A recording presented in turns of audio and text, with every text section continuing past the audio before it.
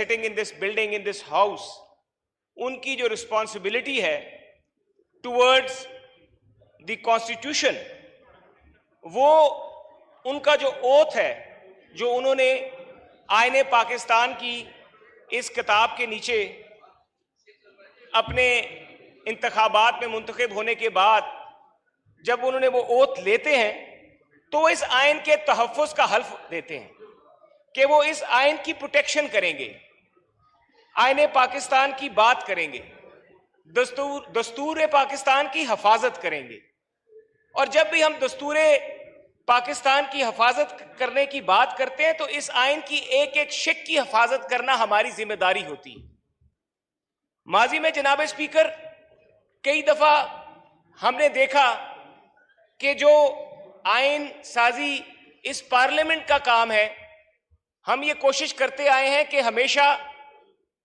एक कॉन्सेप्ट है कॉन्स्टिट्यूशन के बीच में, trichotomy of powers, separation of powers. इस कॉन्सेप्ट जो है कॉन्स्टिट्यूशन का, इसके बीच में हर अदारे को अपनी कॉन्स्टिट्यूशनल डोमेन में रहकर काम करने के लिए एक दायरा दिया गया है। और इस कॉन्स्टिट्यूशन का जो फ्रेमवर्क है वो किसी भी अदारे को अपने कॉन्स्टिट्यूशनल डोमेन में से बाहर निकल के किसी दूसरे के कॉन्स्टिट्यूशनल डोमेन में इंटरफेयर करने से रोकता है।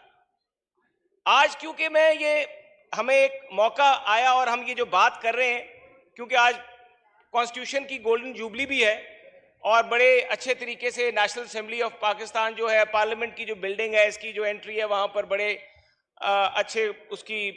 तशहीर भी की गई और एक बड़े वजीर इत्तलात मेरे साथ बैठी हैं, इनको भी मैं क्रेडिट दूंगा कि एक बहुत अच्छा इवेंट किया जा रहा है। पूरे स्पीकर साहब आपको भी मुबारकबाद दूंगा कि एक बहुत जबरदस्त इवेंट जो है इस हवाले से अरेंज किया गया है। तो मैं समझता हूं कि यहां पर आज इस दिन ये बोलना बहुत जरूरी है। मैं एक वकील भी हूं,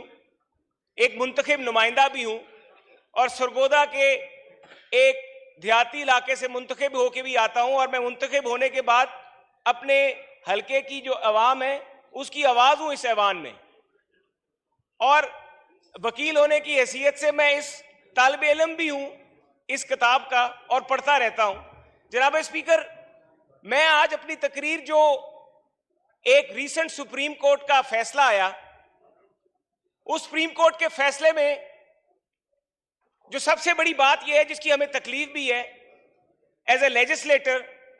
एक मुंतखब, एक चोजन रिप्रेजेंटेटिव होने की हैसियत से, एक आइन की हिफाजत करने वाले शख्स की होने की हैसियत से, जिसने हल्फ दिया हुआ है कि वो आइन की हिफाजत करेगा, जब वो देखता है कि कॉन्स्टिट्यूशन को रीराइट किया जा रहा है, जब वो ये देखता है कि कॉन्स्टिट्यूशन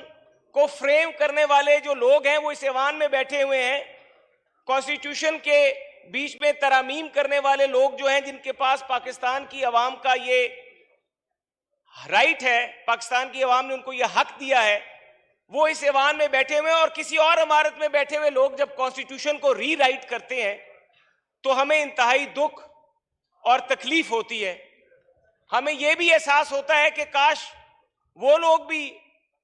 ये पढ़ते, करारदादे मकासद उठा के देखते,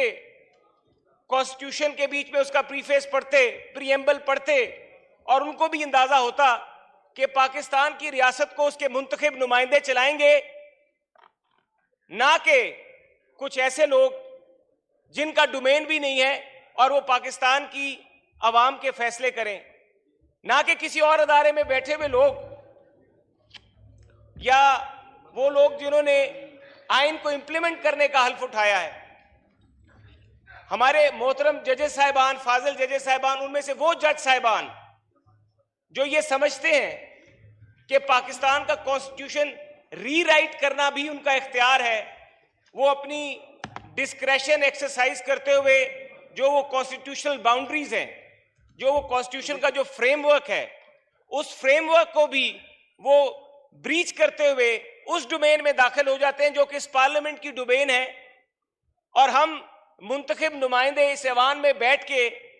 जब उनको वो सब कुछ करता देख रहे हैं, तो उसके ऊपर जब आज हम गोल्डन जुबली इसी आइन की जो है वो मना रहे हैं इस इमारत में, तो हमारा फर्ज बनता है कि अगर हमने इस आइन की पासदारी का, इसकी हिफाजत का, इसके तहफ़्फ़ुज़ का हल्फ उठाया है, तो हम बिल्कुल ये बात करें कि they have no right to rewrite the constitution of Pakistan. I am referring, मैं जनाब स्पीकर मैं रेफर कर रहा हूं सुप्रीम कोर्ट के उस फैसले की तरफ जिस फैसले में पंजाब गवर्नमेंट का जब एक इलेक्शन का इशू आया और हमजा शहबाज साहब को जब दोबारा से इलेक्शन के प्रोसेस में से गुजरना पड़ा, तो जो 63A की जो इंटरप्रिटेशन की गई, वो 63A की जो इंटरप्रिटेशन की गई थी, क्या वो रीराइटिंग ऑफ द कॉन्स्टिट्यूशन नहीं थी? कि आप डिफेक्शन के साथ साथ डिफेक्शन से पहले आप उसका जो वोटिंग राइट है वो भी खत्म कर रहे हैं, और जब वही मामला परवेज इलाही की तरफ आता है तो उस वक्त इंटरप्रिटेशन 63A की और हो जाती है। उस वक्त राइट्स, प्रिविलेजेस और जो प्रोटेक्शंस हैं वो और हो जाते हैं, हमजा शहबाज की दफा और हो जाते हैं। तो जनाब स्पीकर, वो जो फैसला है वो फैसला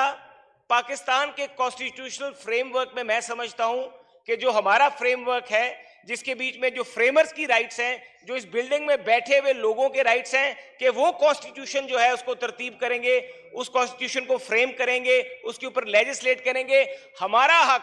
अगर कोई भी और अदारे में बैठे हुए लोग इस्तेमाल करेंगे तो मैं समझता हूं कि that is in violation of the constitution of Pakistan. तो हम आज बेशक यहां पर बैठे हुए हैं और ये सब गुफ्तगू भी हो रही है, और रोज कभी 3-2 का फैसला आ जाता है और कभी 4-3 का फैसला आ जाता है, जो भी वो तरतीब चल रही है बेंचेस के ऊपर। उसके बीच में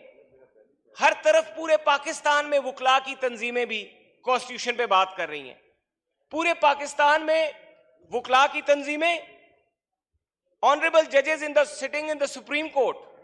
वो भी ये बात कर रहे हैं कि जिस तरीके से ऑर्डर ऑफ द बेंचेस जो है वो उसको फ्रेम किया जा रहा है, या जिस तरीके से बेंच बनाए जा रहे हैं, और जिस तरीके से ऑनरेबल जजेस जो कि अपने फैसले दे चुके हैं, रिव्यू भी नहीं होता, रिवीजन भी नहीं होती, और उनके फैसलों के ऊपर एकदम अचानक एक बेंच बनाया जाता है और फैसले को अंडू किया जाता है। इस तरह की तारीख माजी में कहीं नहीं मिलती। वाइंड अप कीजिए। तो जनाब स्पीकर, मैं यही गुजारिश करूंगा कि आज भी हमें यह फैसला जरूर करना चाहिए कि हमने इस आइन के तहफ्फुज के साथ खड़े होना है, हमने इसकी पासदारी के लिए खड़े होना है, कि या फिर हमने सर झुकाई रखना है उन लोगों के आगे जो हमारी कॉन्स्टिट्यूशनल डोमेन में इंटरफेयर करते हैं और करते नजर आ रहे हैं। तो ये फैसला आज पार्लियामेंट का होना चाहिए, मैं समझता हूं, और हमें कोई भी ऐसी कानून साजी, कोई भी ऐसा बिल, कोई भी ऐसी लेजिस्लेशन नहीं करनी चाहिए जो कॉन्स्टिट्यूशनल फ्रेमवर्क में जिसकी इजाजत ना हो, क्योंकि हम पार्लियामेंटेरियन है जनाब स्पीकर, हम कस्टोडियन है। अगर यहां पर कोई भी एक्सपेंडिचर या कोई भी चीज आएगी, वी हैव टू सी कि वो कॉन्स्टिट्यूशनल फ्रेमवर्क में फॉल करती है कि नहीं करती, 81 के अंदर फॉल करती है नहीं करती। अगर कोई ऐसा बिल, कोई ऐसी चीज आ जाए जो 81 आर्टिकल 81 में फॉल ना करती हो और हम उसके ऊपर बहस किए बगैर, उसकी स्क्रूटनी किए बगैर उसको यहां से निकलने दें, तो मैं समझता हूं कि वो हम अपने हल्फ के साथ बेवफाई करेंगे। बहुत शुक्रिया। Thank you. जनाब अहमद हसन डेढ़ साहब जी, आपके पास आते हैं आज। इसके बाद